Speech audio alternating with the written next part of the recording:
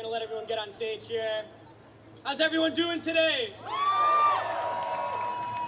Are you proud that you're making history today?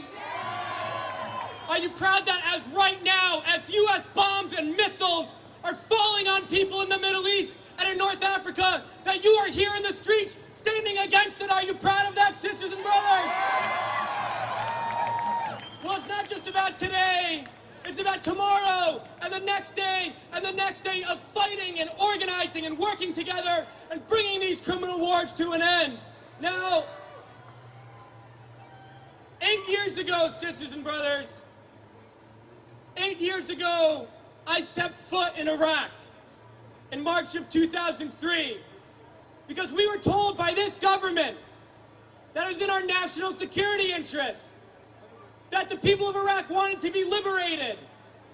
Well, 8 years later, there's over 1 million Iraqis who have been killed, more who have been wounded, 5 million refugees, an entire generation of children, of young people, of students who will be psychologically traumatized for the rest of their lives, for the shock and awe, and for the slaughter that was imposed upon them. Almost 5,000 soldiers were dead. Tens of thousands came home in wheelchairs. 1,500 soldiers have died in Afghanistan alone.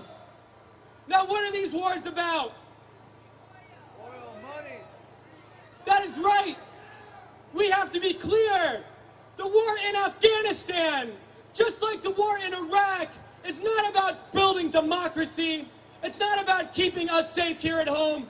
It's about controlling oil and natural gas reserves for billions of dollars in profits for a couple of billionaires sitting at the top. Now, if U.S. soldiers on the front lines in Afghanistan or in the bunkers in Iraq, if you took a poll and you said, how many of you have parents who are CEOs in oil companies? How many of you own stock in the defense contractors? Sisters and brothers, the answer would be 0. When the rich want to make a war, they use the people who can't afford to go to college, who can't get a job, who can't have a place to live, who can't have health care for their children. That's who they use. And that's why we say that everyone in the military has the right to refuse to fight in Iraq and Afghanistan, and that's what they should do.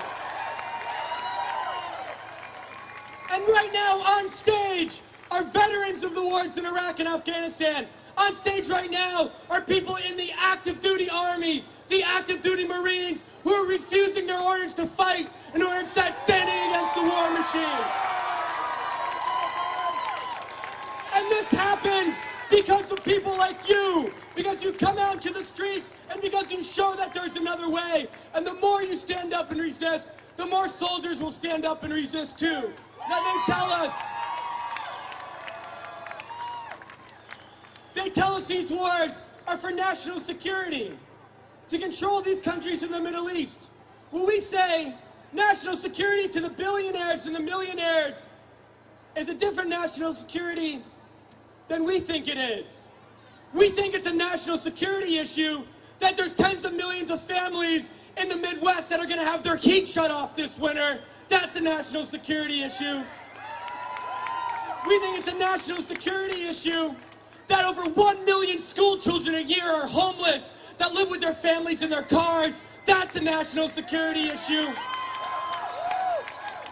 But this government, all they will do is lie and lie and lie, so your tax dollars and your family members go to fight these wars. And what do they do when we tell the truth?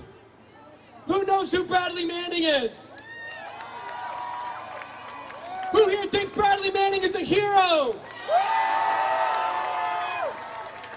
He is a hero because he told the truth. When all we have gotten is lies, he is telling the truth.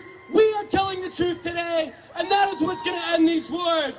Now, there are those who have said, I've heard it 1,000,000 times, that protesting doesn't work, that we should look to the politicians, that we should vote, that protesting doesn't do anything, that taking to the streets don't do anything.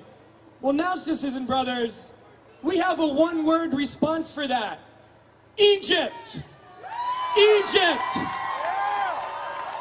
Egypt showed us that it's the people that have the power. The politicians have nothing. Even the most entrenched rule of the rich, with a brutal police force, with billions of dollars in military fundings, this most entrenched billionaire dictatorship, they could not last 2 weeks when the people took to the streets and demanded change. Now we know that this government is on just as fragile as ground as the Mubarak regime, that they are losing the war in Afghanistan, that they will never succeed in Iraq, and the more they continue these wars, the more they attack our rights, our benefits, our education here at home. So the power in Washington and in the Pentagon, their power, like Mubarak's, is teetering on the edge. And we want it to fall. But it doesn't fall unless you hit it. And today we're hitting it.